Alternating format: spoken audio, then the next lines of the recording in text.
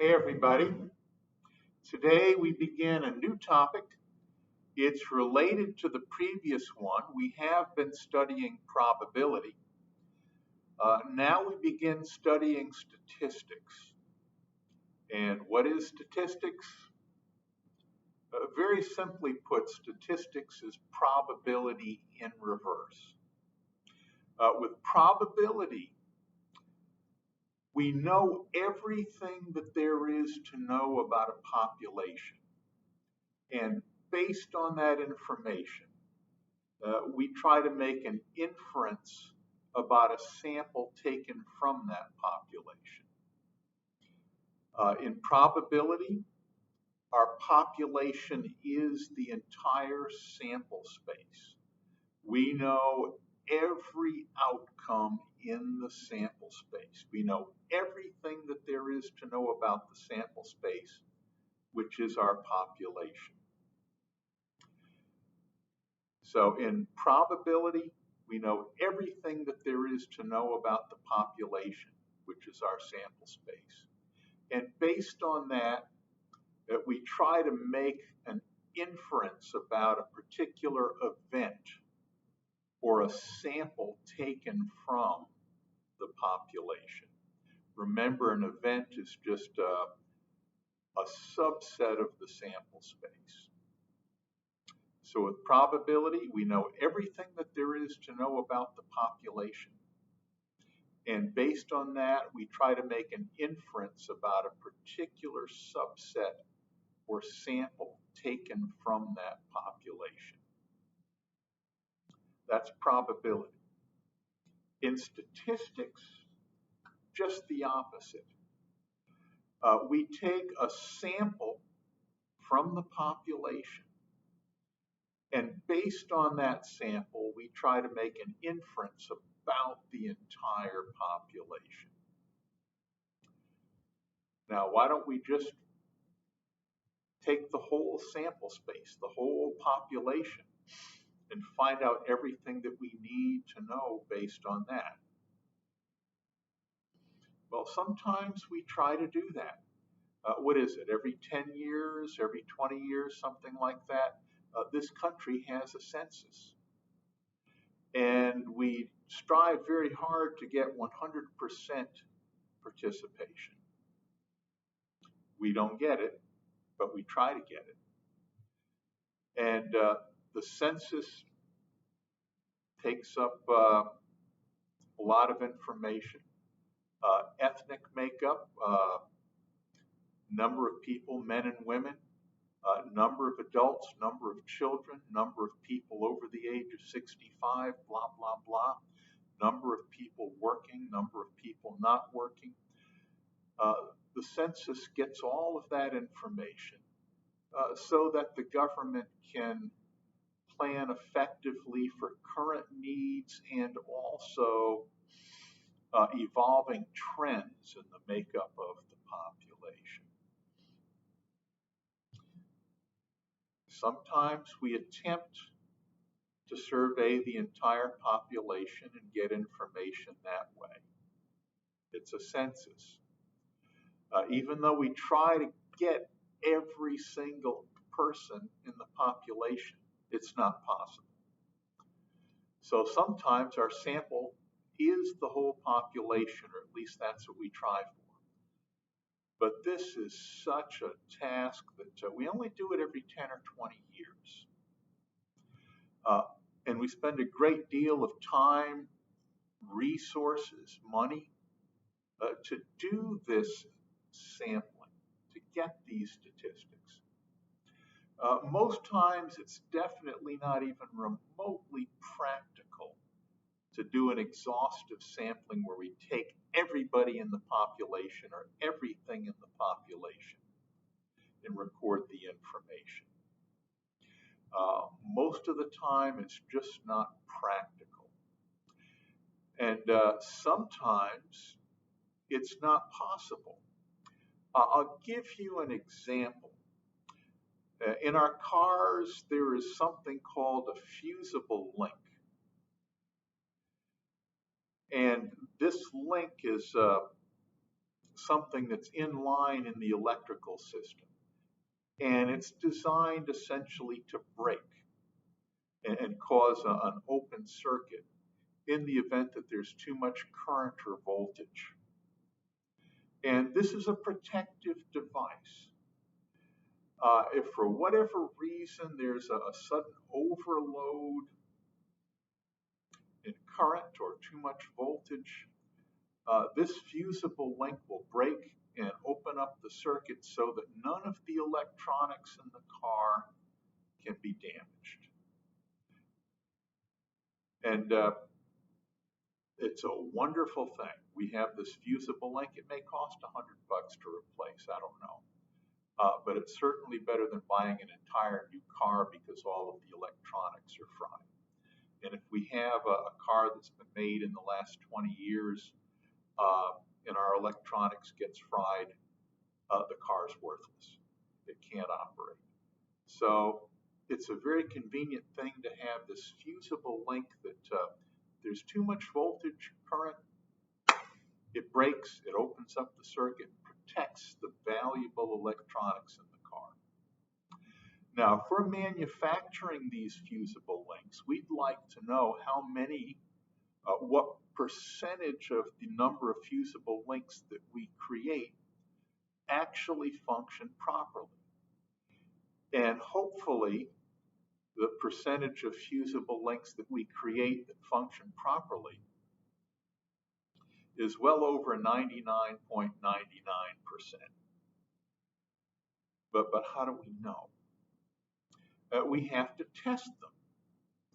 And how do we know if a fusible link works or not? We subject it to too much voltage or too much current, and if it breaks, it works. But you know what? If it breaks, we've just ruined the device.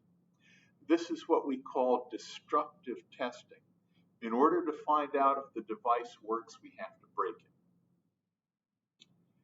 So is it feasible to do an exhaustive sampling of fusible links being tested? Can we test every single fusible link that we make? No. If we did, we'd have to break every fusible link that we made. And we couldn't pass any on to the consumer or the auto manufacturers. So what we do is we sample every 1,000th or every 100th or something, and if it breaks when it's supposed to, we're fairly confident that all the others are going to break when they're supposed to. So in some cases, like in the example of a fusible link, it's not practical to test all of the items in the population.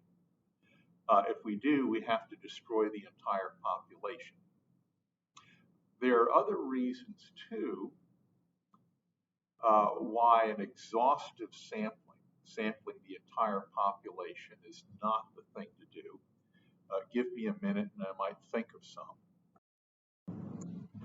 Well, let's see, another reason why we might not want to do an exhaustive sample of the entire population and just sample a subset is that it's just plain impractical. It may be impractical. Excuse me, please.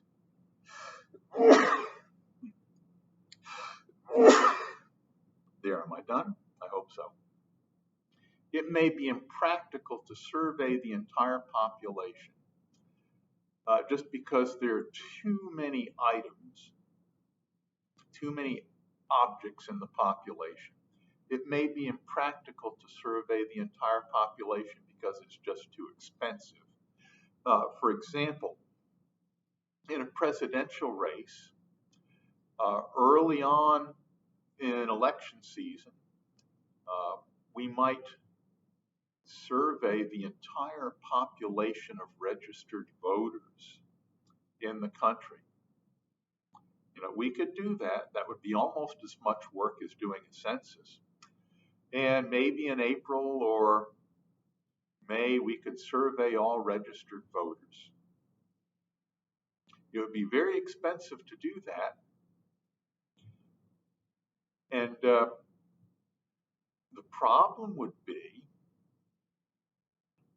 one, it's expensive. And then two, voters can very quickly change their minds. And a survey that we conduct in April may not reflect the sentiments of American voters in May. And if we take another exhaustive survey in May, by July, the sentiments of voters may have changed drastically again. So because of cost and effort, sometimes it's just not practical to take every object or every person in the population and survey them. We do a sample, a subset of the population instead. And I guess in the case of voting, that sample would be the results that we get in primaries from certain states. Is it an exhaustive survey? Does every registered voter have input? I don't think so. I seriously doubt that all registered voters turn out to vote in a primary. As a matter of fact, in some primaries, they talk about the turnout being light, which means that not many registered voters are voting in the primaries. But maybe that's the only practical way that we have of judging the sentiments of American voters at a particular time during campaign season. In statistics, since we only examine a small subset of the entire population, there are mistakes that we have to avoid in order to help ensure that the sample that we take gives us information about the entire population that's as accurate as possible. And there are some mistakes that we can make.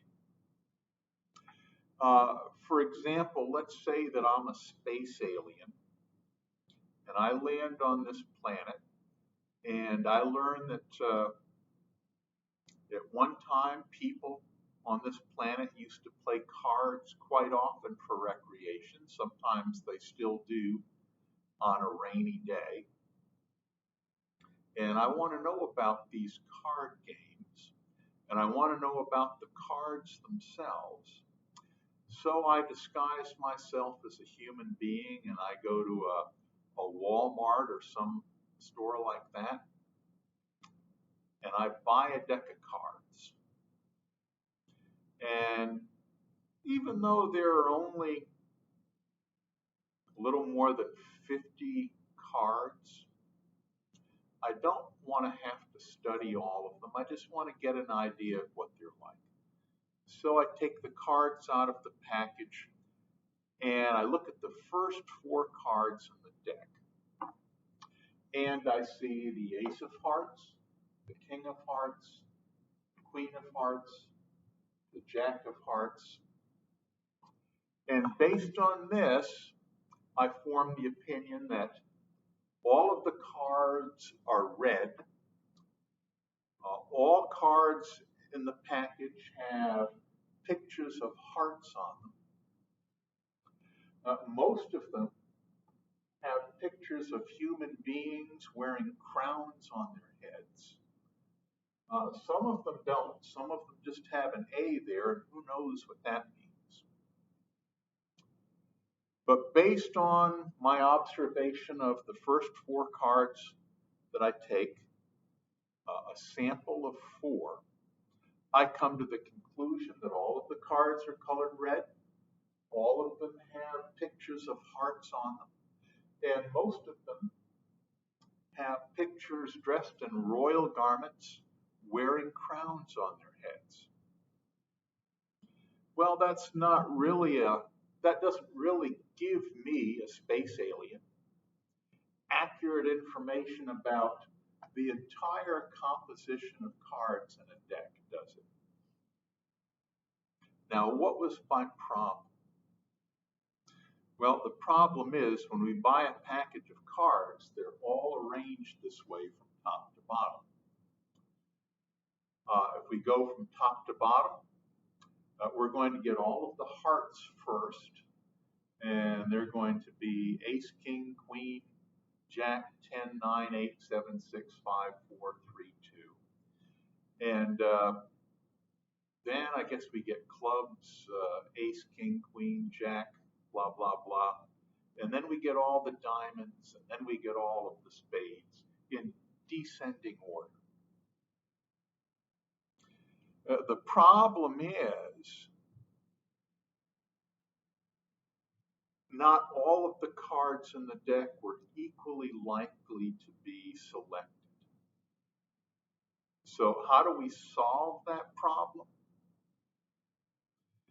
We get somebody who is very facile handling cards, and they shuffle that deck, and they shuffle it, and they shuffle it. And we end up with what's called in probability lingo a well-shuffled deck of cards. And theoretically, once that card is well shuffled, every card is just as likely to be picked from the top as any other card. That is random selection, when all elements of the population are equally likely to be selected. What was the problem in the way that I took a sample from a deck of cards? Were all cards equally likely to be taken off the top? No. From the manufacturer, they come in this order: ace of hearts, king of hearts, queen of hearts, jack of hearts. If I had a sample of 4 cards, these cards would have been selected with a certainty of 100%, and all of the other cards would not have been selected with a certainty of 100%. So it certainly couldn't be said that all of the cards were equally likely to be chosen. My survey was not random. So let me define random right now. Remember, we were just talking about me as a space alien taking a sample from a deck of cards and drawing false conclusions about the composition of the entire deck of cards. And the problem with the way I approached this experiment was that my sample was not random. The deck of cards was not well shuffled. The order of the cards from top to bottom in the deck that I got was exactly the same as the order of cards in every other deck that's manufactured. Ace of hearts, king of hearts, queen of hearts, jack of hearts, ... The first 4 cards in the deck, as it comes from the manufacturer, are always going to be ace, king, queen, jack of hearts. So my selection was not random. And statistically speaking, this is how we define random. A sample selected from a population is said to be random if every object in the population is equally likely to be selected. A sample is random if every object in the population is equally likely to be selected. Now, were all 52 cards equally likely to be selected? No. The ace, king, queen, jack of hearts were likely to be selected with a probability of 100%. All of the other 48 cards in the deck were equally likely not to be selected with a probability of 100%. So the probability that I got ace, king, queen, jack of hearts was 100%.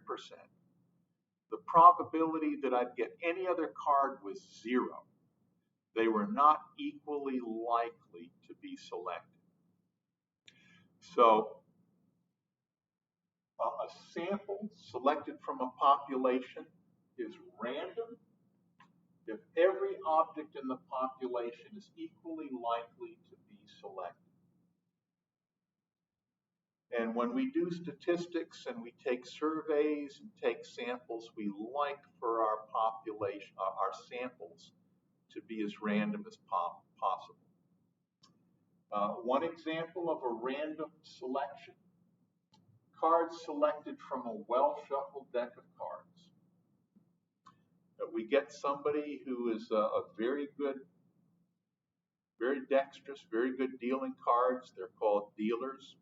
We have them shuffle the living daylights out of the deck, and for all practical purposes, every card from the deck is equally likely to be selected.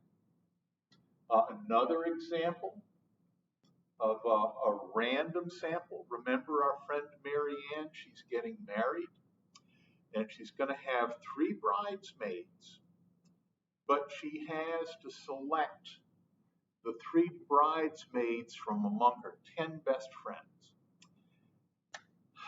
She'd like to select all 10, but she can't afford a wedding with 10 bridesmaids, so she invites 3. From her 10 best friends, she selects 3, and she doesn't know which 3 to select. So what she does, she takes 10 pieces of paper, same size. On each piece of paper, she writes down the name of one of her 10 best friends, so that on each of the 10 pieces of paper, well, I should say, each of her 10 best friends is on exactly one of those sheets of paper.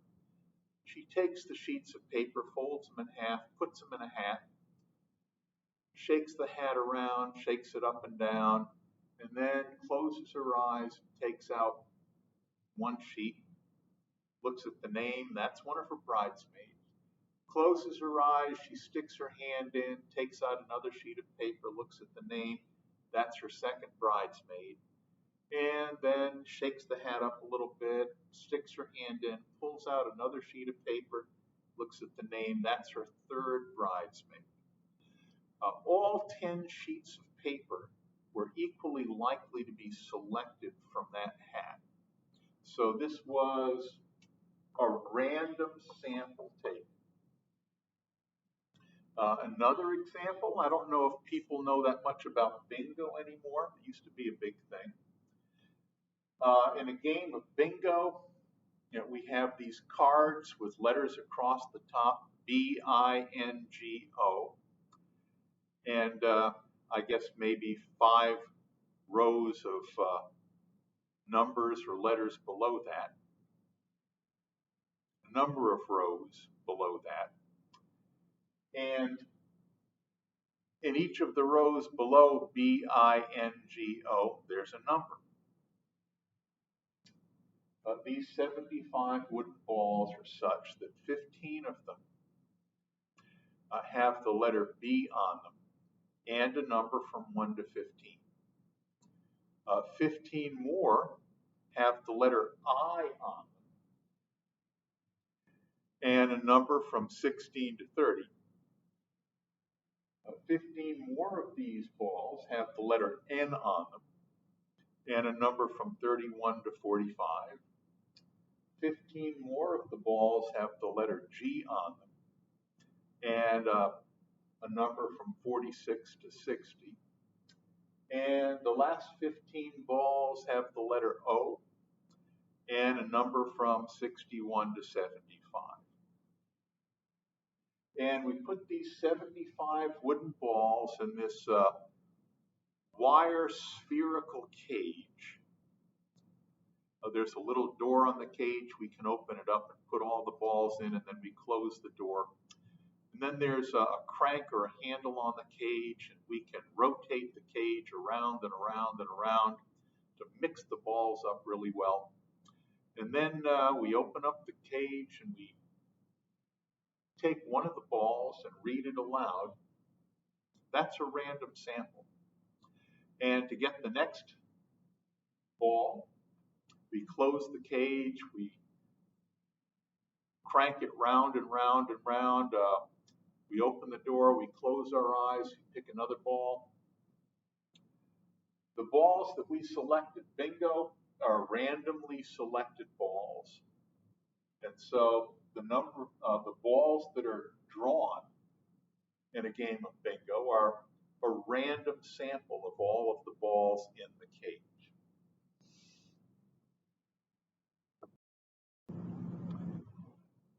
There are other sampling schemes that we use that are somewhat random, not purely random, that we might use because of matters of expense or convenience. This one is systematic sampling, and here's how it's done. For some positive whole number n, like 10 or 100, something like that, for every positive whole, for some positive whole number n, let's say 10, for example, every nth item or every 10th item in the population is surveyed. So for some positive whole number n, every nth item in the population is surveyed or tested. Here's an example. Every 10th voter leaving a polling place is asked who they voted for and why. We do have these things. They're called exit interviews. Every 10th voter leaving a polling place is asked who they voted for and why. This is an example of systematic sampling. Here's another example. We're in a factory that manufactures fusible links. Remember those? When they work right, they break. When there's too much voltage, current. And thanks to these fusible links, the electronics in our cars, which run our cars and have more to do with our cars running and how they run than we do.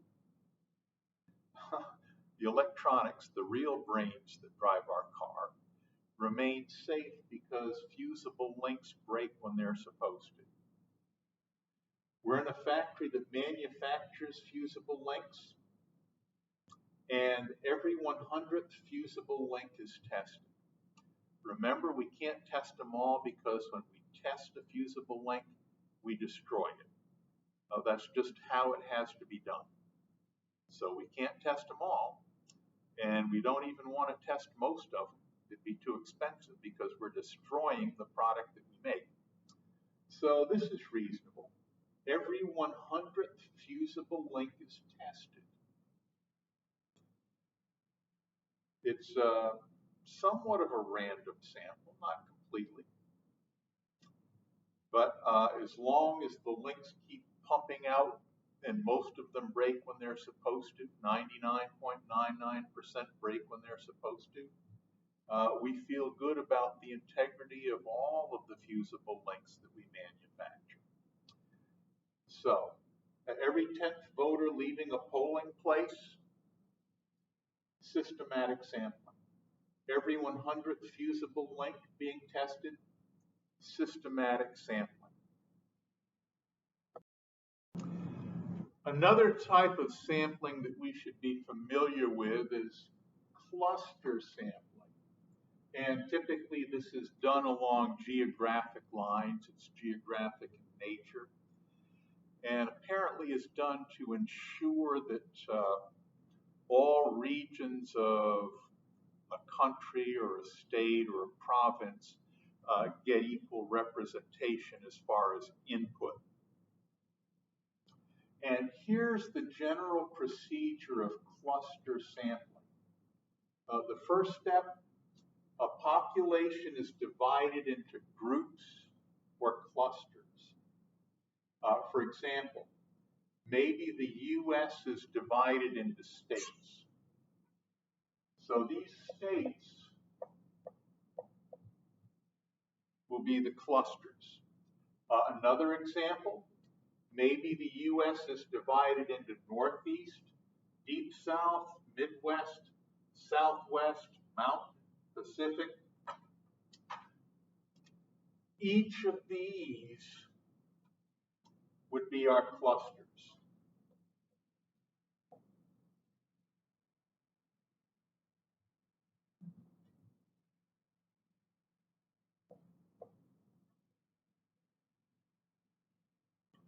Or another example, I don't have it up here, it just occurred to me, and this is very popular nowadays.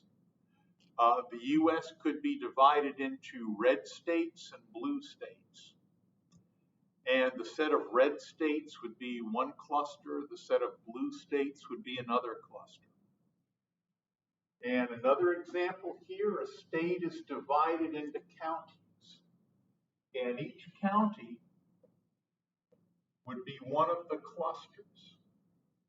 So the counties themselves would be the clusters. And here's how a sampling might be done. We're doing cluster sampling. The first step, a population is divided into groups or clusters, and those clusters could be states, geographic regions, counties, and so forth. The next step, a certain number of the clusters are selected, and that may be all of the clusters, or it may be just we have a random sampling of the clusters, a random sampling of the clusters themselves. So let's say of the 50 states, we randomly select 5. That's a random sampling of the clusters. And from each of these clusters, we have a random sample taken. So for example, let's say that the states are our clusters, and we select all 50 states or clusters, and then from each of these clusters a random sample is taken. Here's an example. A random sample of voters in each of Alabama's 67 counties are asked whether they favor a state lottery. So what we do here, and I'm sorry I should have been more specific, but in each of the 67 counties, we take a random sample. So Alabama is naturally broken up into 67 clusters. That's the first step. And we select, in this case, all of those clusters, all 67 counties. And in each of the 67 counties, we do a random survey or a random sampling to determine whether or not they favor a state lottery.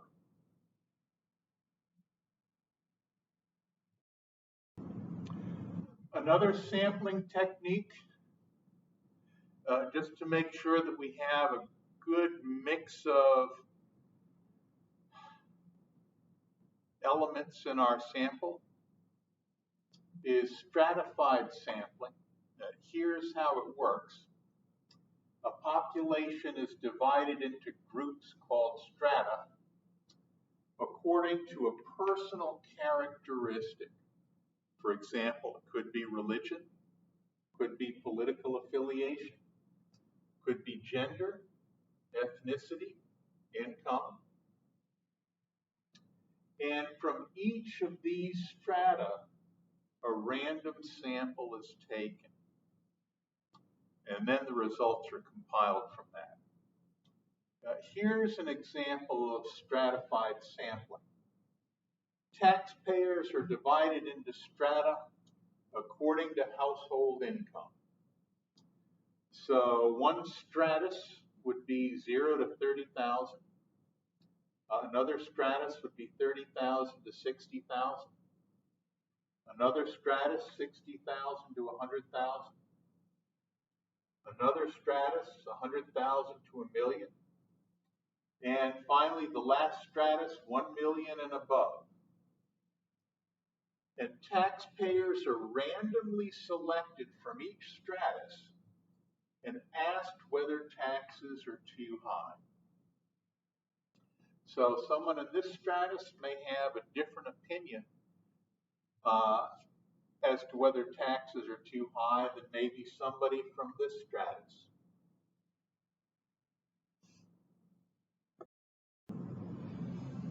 Another kind of sampling, convenience sampling.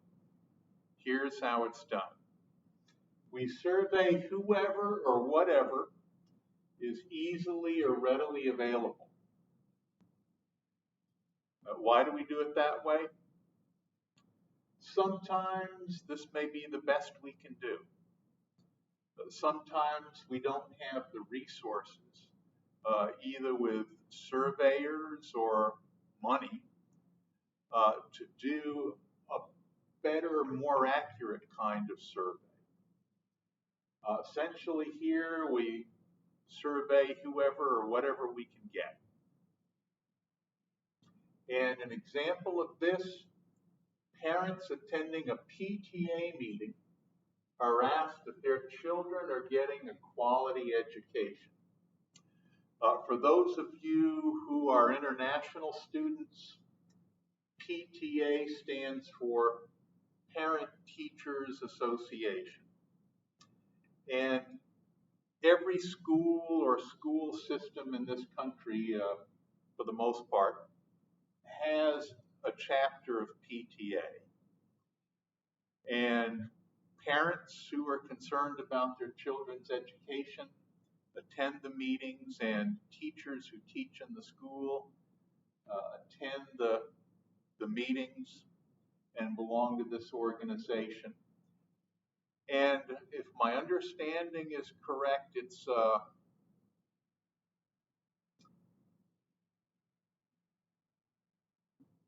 not just business, but somewhat social as well. And things are carried on in a very friendly way. I'm not saying this very well. There's another word, but I can't think of it. This is not parents against teachers or anything like that. This is parents working with teachers and teachers working with parents. And so this is an association where parents and teachers interact amicably with one another. And sometimes they discuss things such as fundraising for certain projects. Other times, maybe they discuss things such as school curriculum and what parents would like to see for their children. So let's look at this example. Parents attending a PTA meeting. Let's see, before we do this, I should mention also, probably 10% or less of parents who have school-aged children are members of a parent-teachers association. So most parents with children, if my hunch is correct, are not members of a PTA association. So if there are, let's say, if we take all the children in the school and their parents amount to 100 parents, maybe 10 parents are members of the PTA. If my information is correct, and I'm getting my information from decades ago when I was a student, most parents of school-aged children do not belong to PTA. So I would say maybe out of all parents with school-aged children, maybe 10% belong to a parent-teachers association. Okay, now with the example. Parents attending a PTA meeting are asked if their children are getting a quality education. Well, definitely not a random sample. The fact that parents are attending this meeting indicates that those parents are deeply concerned about their children's education as well as their welfare in other respects as regards their children belonging to a particular school or something like that. Definitely not a random sample, but this is probably the best we can do. And it may not be a bad thing. Sometimes the sentiments of parents who belong to a PTA accurately represent the concerns of most parents, even those who don't belong to a PTA. So this is convenient sampling. Whoever's doing the survey would like to know if parents of children attending a certain school feel that their children are getting a quality education. Well, who are we going to ask? How are we going to do this survey? Oh, I know. Let's just go to a PTA meeting and ask the parents who attend. It's easy. It's convenient. It's not a random sample, but under the situation, it may be the most reasonable thing to do. So this would be called convenient sampling. We survey whoever or whatever we can get a hold of.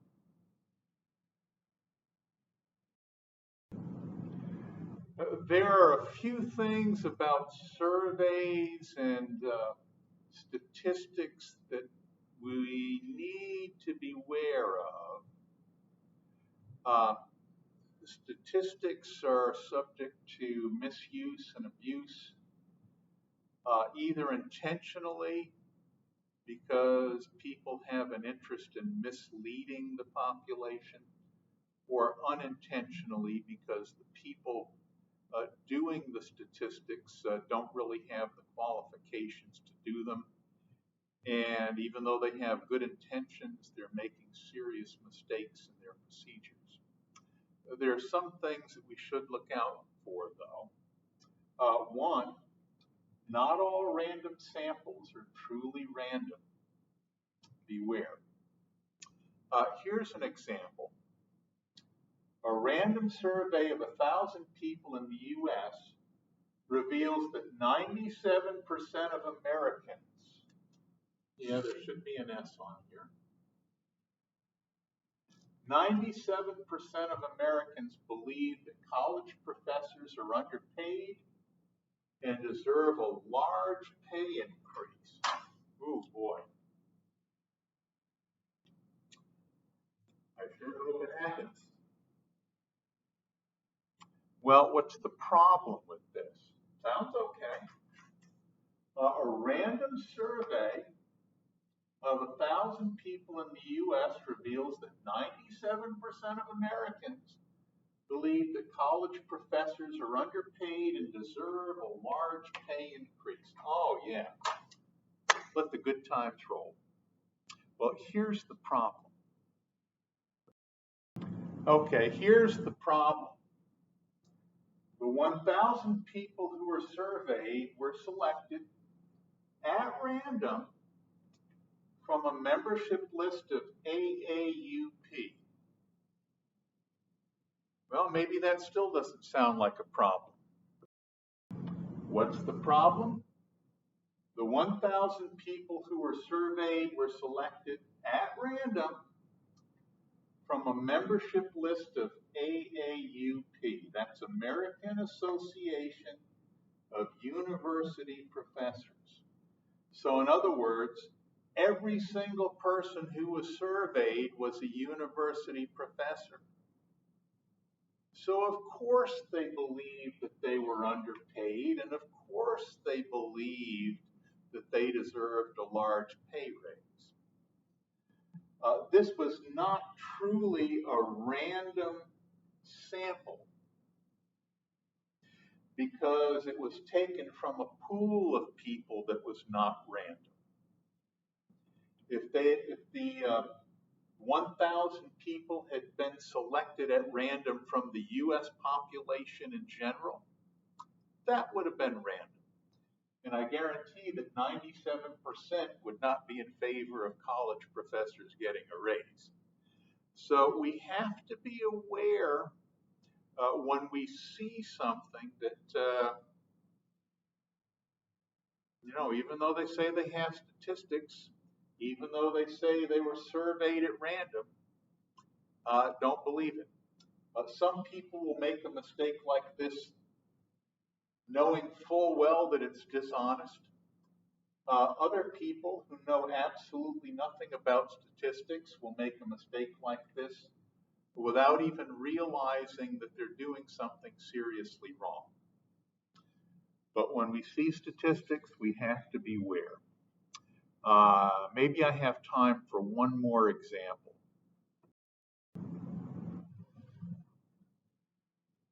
Here's another example.